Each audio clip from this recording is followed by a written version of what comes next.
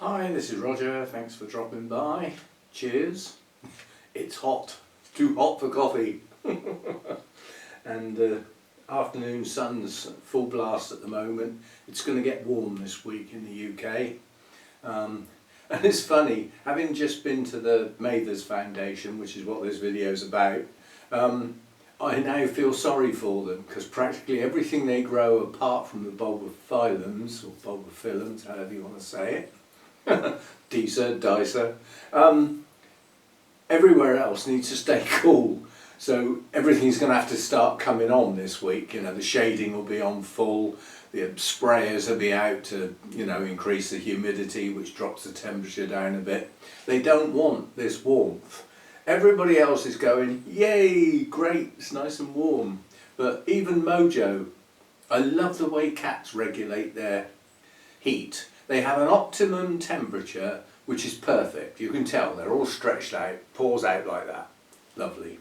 And up until this week, Mojo's place is on the bench, stretched out in the sun, full sun, and he loves it. It was too hot today, so what's he done? He's gone under the bench. Now he's got stripy sun through the slats, which moves obviously as the sun goes round.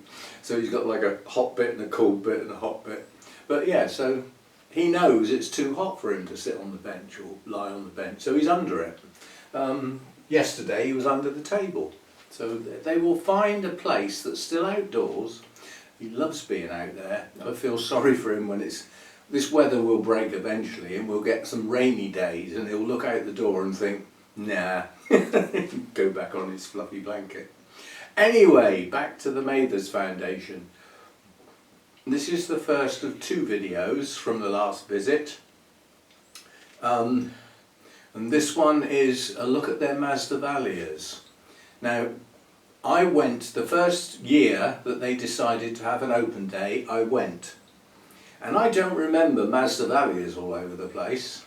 So this is something that's grown relatively rapidly, more recently in their evolution, shall we say. And it's wonderful. So I opted out of the introductory speech. I apologise first, I've seen it many times before, it doesn't change that much. And from where I was, I could still hear. So even though I wasn't there, sat down, with my cakes and my coffee, I'd done all that. I was only just next door through the door. I could still hear what was being said. And I took advantage of filming the Masdevallia collection, which is, quite honestly, in full flood. It's looking good.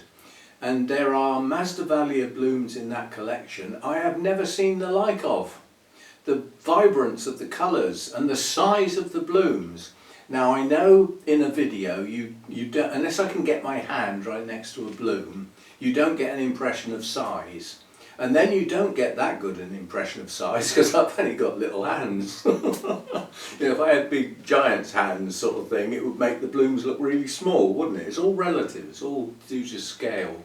But anyway, I filmed the Masdevallias.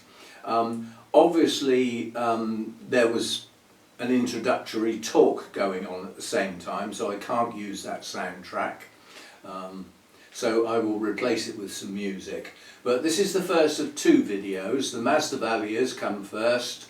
The next one, which will be later this week, will be the Peony house. And anybody who knows a little bit about peonies is in for a bit of a, I'm going to say shock, because the house was in full flood. It was absolutely stunning. But in the meantime, so were these Masdevallias. I was envious of the size and vibrant colours that they've actually got in the Masdevallia collection, which is a relatively new thing for them. Prior to sort of becoming a bit more public, it was odontoglossums and oncidiums and very little else. But it's changing. In the reception area, which is about to become defunct and get taken over by orchids, there's a story behind that, actually. I'll point you You can choose to or not to, obviously, your choice. But they have opened up another glass house on the end of the bulbophyllum house, basically. And it's basically, at the moment, it's concrete slabs with gaps and a little sort of wooden structure. And if you just walked in there without anybody telling you what it was for, you'd never guess. It's actually going to be their seedling area. So it's where they're going to grow on their seedlings when they come out of the flask, yeah, and can move on into different sized pots. That's going to be their seedling growing on area. Now, as a primary goal of conservation and everything, that's very important to them. And they are a charitable foundation, so they are reliant on donations. And at the moment, they are trying to self-fund that seedling area. So when you go in, there's going to be a new reception area where you sit down and have your cakes and your tea and your coffee and your introductory speech and everything. A whole new area dedicated to that, followed by the seedlings. Everything being grown on, so there'll probably be lights and everything like that. And at the moment it's the bare bones, but they're trying to fund it. So you are more than welcome to go and find their website. Just Google Mather Foundation, you'll find their website. Not much else comes up under that name. And somewhere on there, if you dig down, once you're on the website, you can get to the various places. You can get to behind the scenes and seeing Jim Durrant doing the videos, all about the different types of orchids, repotting, looking after, how the place runs, the heating system, the watering system. There's videos on all this stuff. This is all relatively new. They are expanding their public image, I will call it. And it's looking good, quite honestly. And every time they open, I'll do my best to be there. If I lived up the road, they'd have to lock the gates to keep me out. But yes, so that is a funded project from donations, and they are hoping to totally self-fund that. And it's looking good. I think Jill said they're about halfway there. But any contributions will be gratefully received.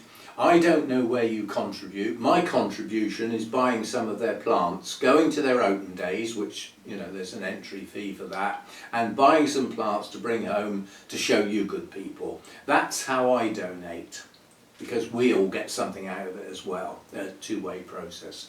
I like the way that works. But if anybody else felt obliged, not obliged, that's the wrong word, felt inclined, that's the word, inclined to actually make a donation to what is a wonderful setup. It's got a conservation area out in, it's either Colombia or Peru, an area of pristine rainforest that's been dedicated to conservation of orchids in situ. So that obviously takes some funding. But at the moment, as a separate little entity within their general funding, is this, let's get this reception and seedling area going. And then the reception area that we've currently got, that you walk into, where your tea and your coffee and the cakes are, will be all plants. It's going to get taken over by orchids. They'll take over the world if they get the chance, Anyway, I've waffled on enough. There's an ulterior motive here. If my videos are too short, then YouTube won't put any ads in the middle of them, and I don't get so many donations in my direction via the ads, so I do have an ulterior motive. But this is the Masdevallias that I filmed, put to some music, and I hope you enjoy it. Jim has devoted his life almost to cymbidiums and odontoglossum type cymbidiums and odonts, basically, has been his life at McBean's and now on to the Mather Foundation. But he's being introduced to new types of orchids, and it's great listening to him talking about them. These are smashing little plants, they're compact, look at the bright colours, and they're pretty easy to grow.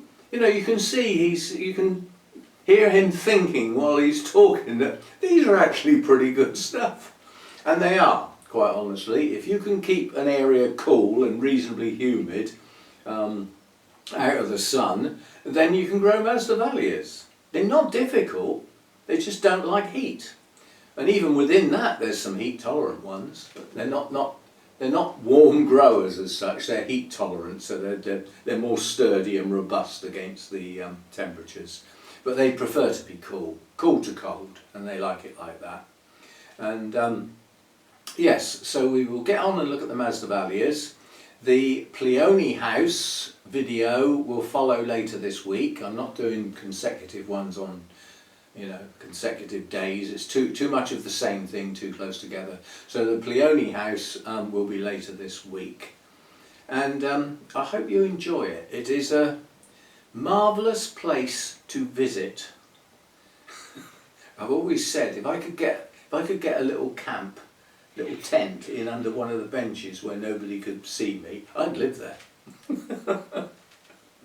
I used to say that about the Rivlington school project, If I'd got a job or been involved with that when I was at school, I'd still be there now in my short trousers, because they'd never have got rid of me. Anyway, Mather Foundation. If you wish to go to the website and find a place to donate, towards this new venture, then please do so. If there is a place when you do that, if you can see the way clear to do that sort of thing, if there's a place to leave a note or a comment, it would be ever so nice if you mentioned my channel. There is an interaction between us, so it would be nice. I don't know whether that exists because I haven't gone down that route.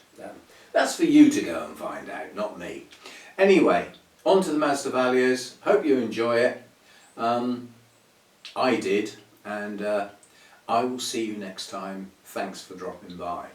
Now I can go and sit down and have my wine. I stand here holding it. I never get to drink it because it's too much of this. Yay, too much of this. And I'll see you next time. Bye for now.